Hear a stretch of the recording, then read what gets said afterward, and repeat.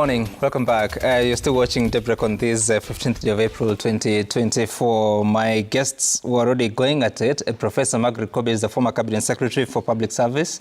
Good morning. Good morning. We have Eric Mushangi Karemba, Member of Parliament for Runyenjes, as well as the Chairperson of the Labour Committee. Good morning. Good morning to you, Sam. Now, he tells me that in his life, he has never been to Citizen TV. Yes, it is true. I have not been here before. Yeah. And many thanks to you for this invitation. And greetings to my people back at home in Runyenjes. I know many of them are watching right now. And many thanks to them also for giving me an opportunity to serve them as Member of Parliament for a second term. Wow. Yeah. That's what we call maiden speech. And there's someone shouting up there in a news gallery saying that he comes from your constituency. So I think after this you need to meet up and meet one of your constituents. But thank you so much for coming. Karibu sana. Yeah, and we're here to talk about different matters, including the cost of wage bill in the country. The government, or the Salaries and Remuneration Commission, puts it at just about 1.1 trillion shillings, which is some 47% of the national revenue. The national revenue you're talking about here is let me say that. So the wage bill is 1.17 trillion shillings, and the revenues as for 2022-2023 was 2.36 trillion shillings. For the current financial year, the targeted revenue is 2.9 trillion shillings. Not sure if we'll hit that based on recent releases by the Kenya Revenue Authority. But now, but now the challenges have been highlighted that because of this, it is becoming increasingly impossible to afford a lot of salaries in the sector. But there are also questions that the Salaries and Remuneration Commission is raising about productivity. And today, they will be commencing the third National Wage Bill Conference at the Bomas of Kenya. It runs until Wednesday, and it will be addressed by different personalities, including President William Ruto. And I want us to begin from what is current, which is the question of the doctor strike at a time that you hear everyone is saying, especially on the side of government, we cannot afford whatever demands they have. The CBA 2017-2021 cannot be implemented. And let me begin with you, Honorable Mushangi, because we've heard from the cabinet or members of the cabinet, we've heard from the president, we've heard from the doctors union, but we haven't heard from parliament in form of a resolution or even a position taken by the house or your committee, unless you have that we missed. Where do we go from here? Because everyone appears to be taking their own position. There's no truth.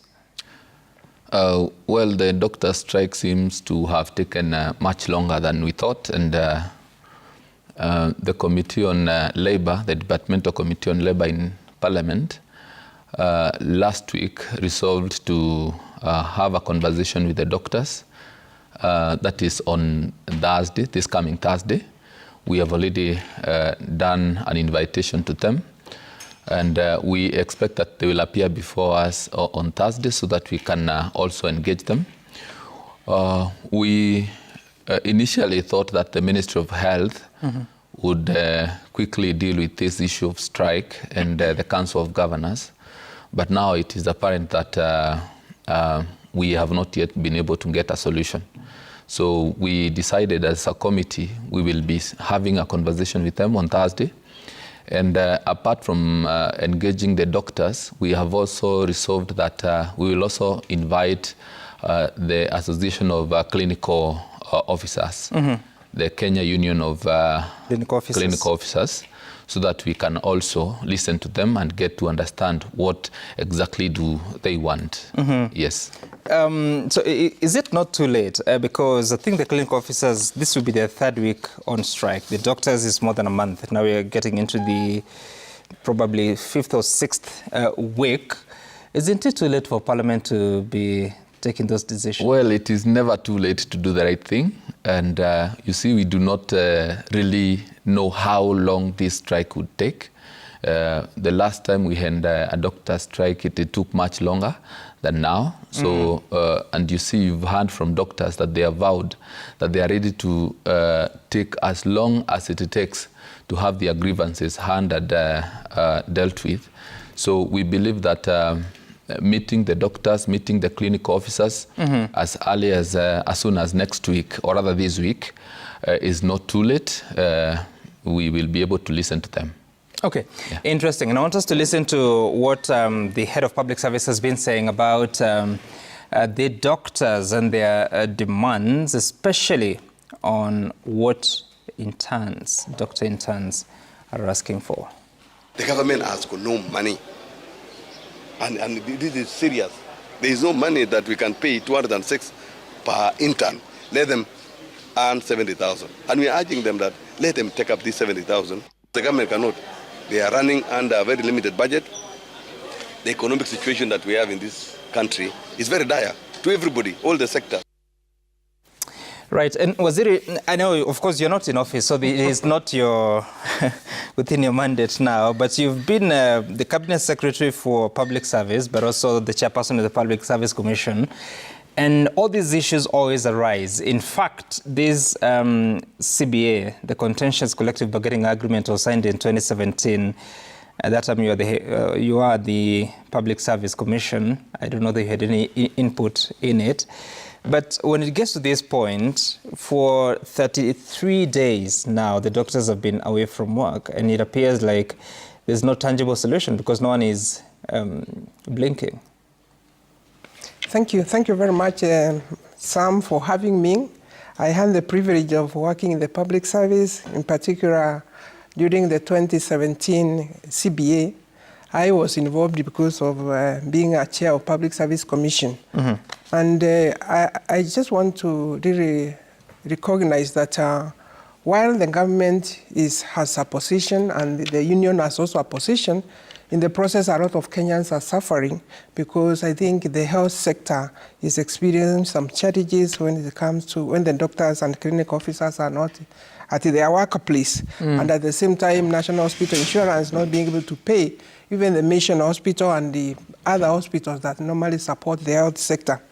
So when I think the stand taken by the government, in my view, I feel they have a position where they are saying they can't increase the wage bill, but at the same time, the doctors are also saying we have a collective bargaining agreement.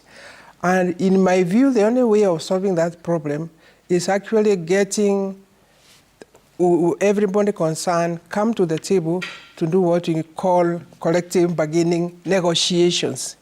I think when you find the gap from having kind of each one of them taking a stance, I think we need to have the right people who have done this job. Because I remember when we were doing it in 2017, the Ministry of Labor, it has people who are very well grounded in leading collective bargaining negotiation, not agreements. First, you have to negotiate because each one of them has actually some facts why they are having the stand they have. For example, the doctors, they have a collective bargaining agreement which is already filed in court, so they have what was negotiated and it took about 100 days. Right. We don't know how long this one will take, but the only solution is coming to negotiation table, both sides, so that they can have the right type people who are helping them walk around that journey. The Minister for Health, the Head of Public Service, and everybody else concerned, they can be in the meeting. But the negotiating team need to be people who are experienced and who knows how to bring the people closer to have trade-offs. Because the doctors' union has to give a trade-off, the government has to give a trade-off, and the government is arguing. In 2017, the number of interns who are coming from the hospitals was much lower than what there was that time. So there's a fact that there are about 3,000 doctors that need to go through internship, and now the cost is quite high, which the government cannot meet. At the same time, they're arguing in this country, we need almost 50,000 doctors. But 50,000 doctors have to be within a plan and within a sustainable wage bill. So coming to the table arguing with the fact that the data is what is going to help this country. But hand stance from both sides, I think Kenyans will suffer. So let me understand that, because you're saying there are people who are experienced in negotiating collective bargaining negotiations. So that would be Ministry of Labor. Ministry of Labor is the home of those negotiators. Yes. And of course, then the employer, which is Minister of Health, of course, they would be able to be there so that they will be able to walk a step. That's what we did in 2017, step by step. Because you come from very wide kind of differences, then you start closing the gap, and each side has to be reasoned out and agree. Because the government has said we can give you 70. But the doctors might feel like if you have made a decision to give us 70, you have not consulted us. But if they were consulted, I'm sure the doctors would know now we are having about 13 universities who are churning out interns. We need them. Some have gone through parallel program, others have been sponsored by the government. How do we ensure these qualified doctors now go through the training experience so that they can be certified and then thereafter look for a job? When I was at the Public Service Commission, we agreed on the 2006 because it includes the basic salary, the non-practicing allowances and other allowances. And in that case, SRC was also involved. So everybody was at the table. Now that that is not sustainable, then we need to come back and agree among the government and the union what is possible. In those days when you came in as a doctor, you came in as a job group L, and that is why you're earning 2006 or inclusive. But when you finish your internship, the government absorbed you. It was like you are being recruited. That is not the case now. Now it is like we pursue giving them internship, then get certification. Then those who are able to be absorbed in government, they will be absorbed. But if the government can't absorb all of them, they maybe go out to other private hospitals. So that is a collective bargaining change. That is also a policy shift that needs some negotiations and understanding so that we kind of have some kind of agreement. And that is interesting, but I'm wondering, because this is a decision that was made in 2017, and it is the union officials that were represented. The government partly has been saying that medical interns are not supposed to be in unions, and saying that actually it does not arise, that it should be a matter of discussion with the KMPDU. How then do you deal with such if one of the parties has already taken such a position? That's why, in my view, I think whatever positions have been taken so far, they are not going to solve this problem. It is likely to take quite a while, but the only solution to that is actually relooking on collective bargaining agreement, and I'm thinking even the members of parliament will be looking at that, and what is the current situation, because times change. And the only thing that works is some negotiations from both the parties. So that is my view, to move towards finding a solution, because a solution has to be found. And for that solution resides in government, resides in the union. Okay. Nobody from outside will be able to solve. But as I said, there are those people who are very good, experienced, qualified to do negotiation within a closed door. And once they have agreed on return to work formula, then I think it will be binding on both. And of course, for able to explain to the union that the collective bargaining agreement that is already, first, the government needs to recognize that is already there. Regardless who signed it those years, it is, in my view, to start closing that gap, say, yes, it is there. However, times have changed in terms of numbers and in terms of sustainability. What even the union could have solutions. It's only that kind of dialogue, negotiation position has not been reached. Okay. And if it takes longer, the strike could even take more than 100 days. We struck on the same in 2017, being on a wide gap, and we had 100 days. And 100 days to Kenyans is painful. You can imagine the people who are supposed to be going dialysis in some hospitals now, that is not available. I think we need to do whatever it takes. And negotiation is the route. Ministry of Labor Let them bring the people on the table. Union agrees, government agrees. If we used to sit up to midnight, 2 p.m., just negotiating to come with the 2017 collective bargaining agreement. Let's listen to some of the leaders from the government side on what they've been saying, then we can carry on.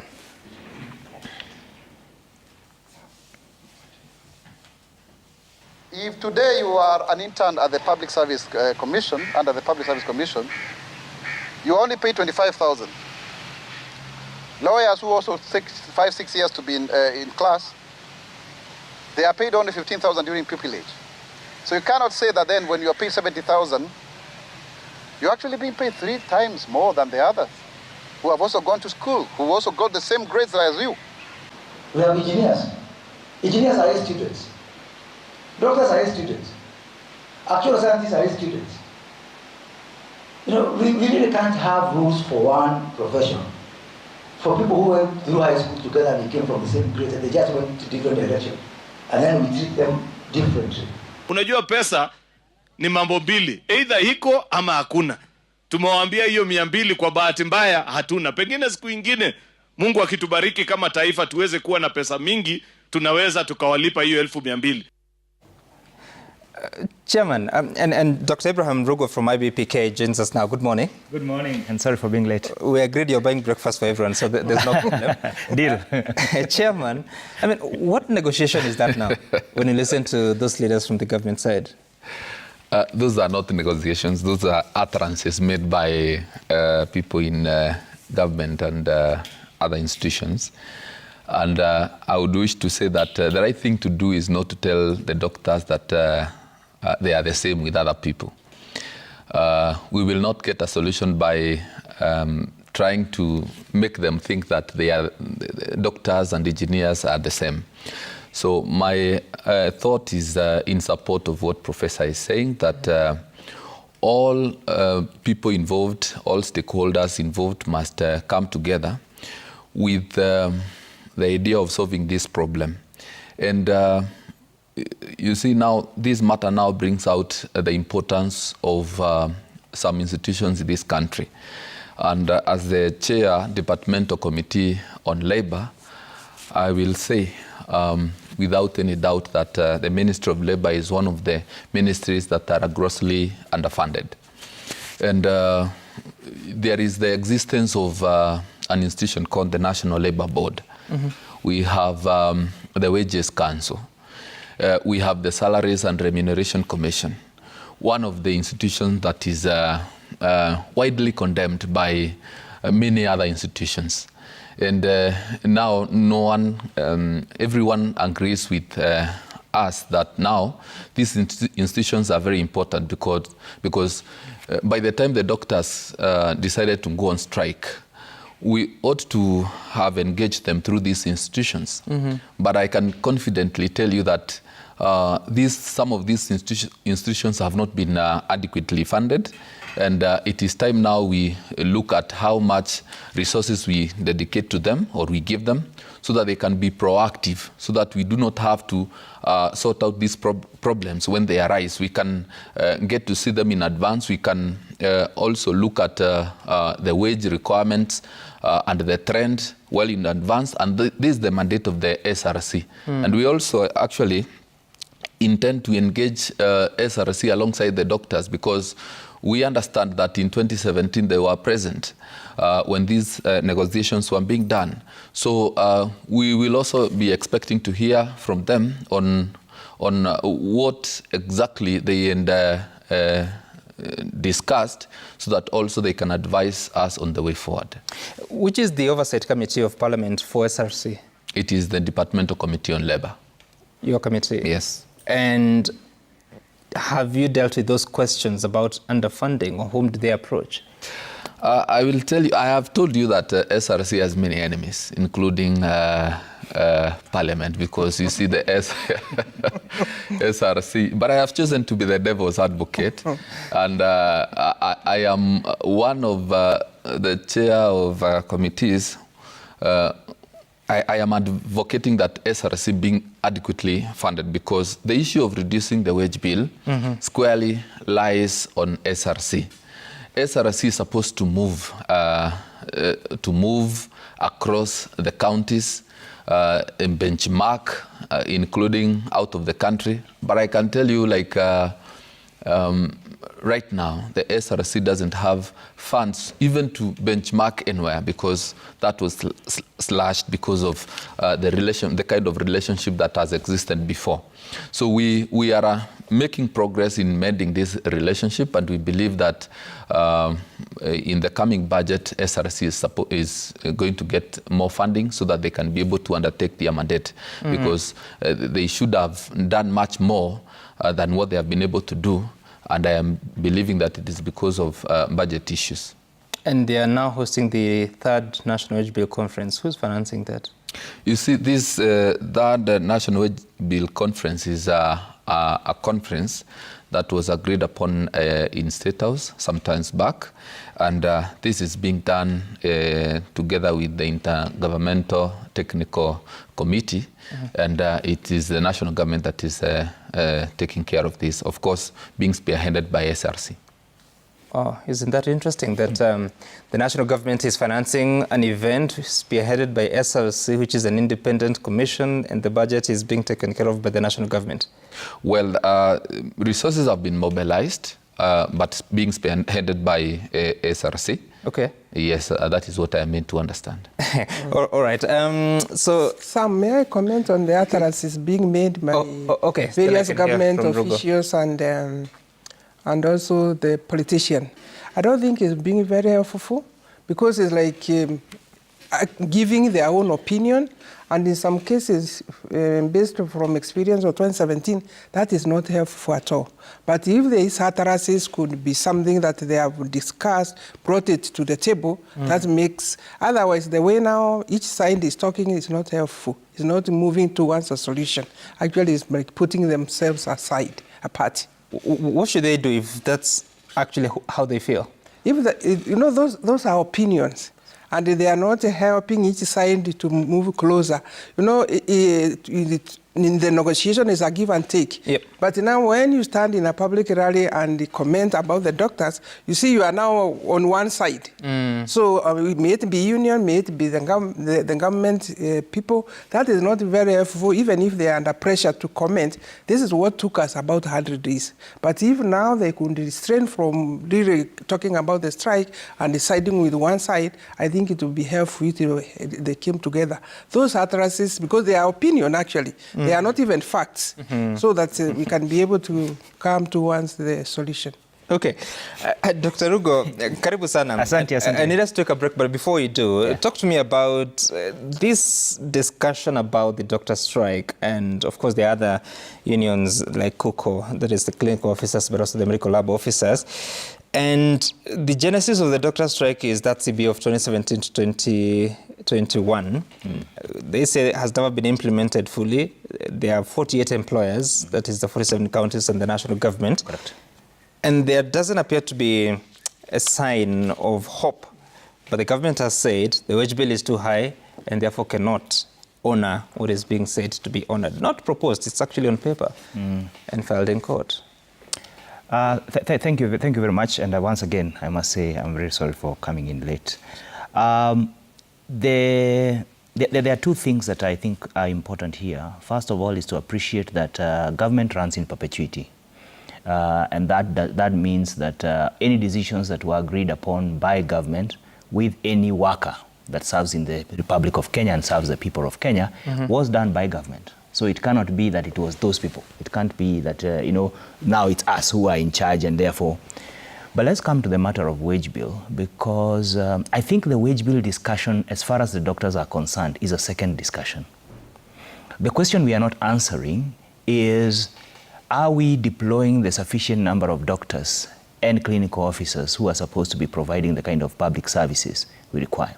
I completely disagree with that argument that, even engineers got an A. That first of all, those personal opinions, even by the cabinet secretary, are completely unwelcome, because you can do without an engineer, but you cannot do without a doctor.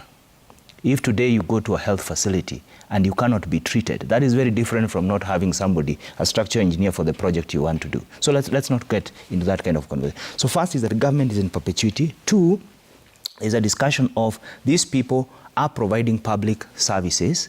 And three, the fact that, yes, the agreement that was made is no longer being honored. Those are the things we should be discussing. What has changed?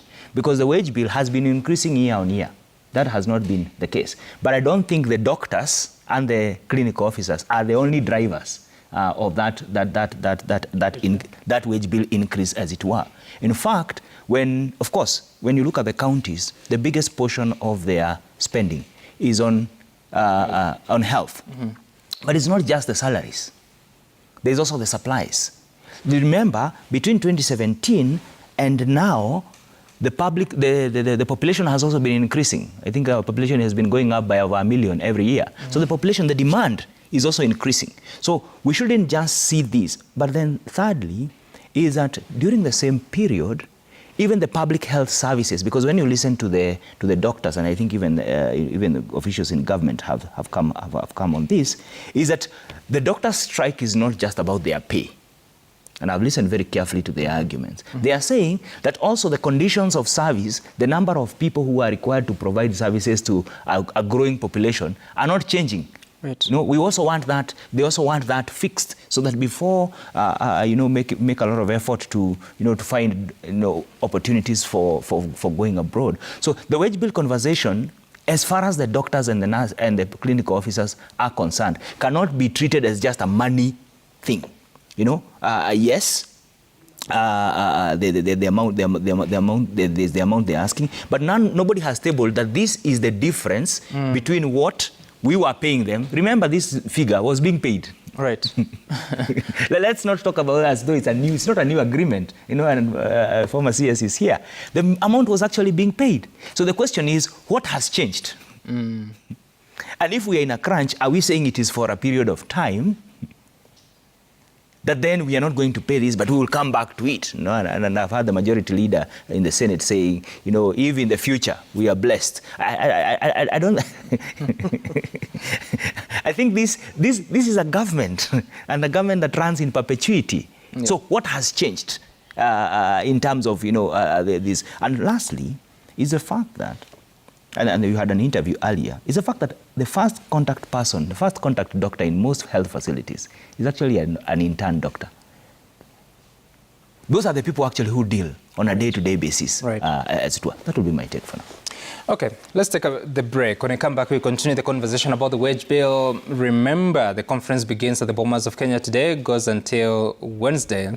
We'll see what factors are being considered right there after the break.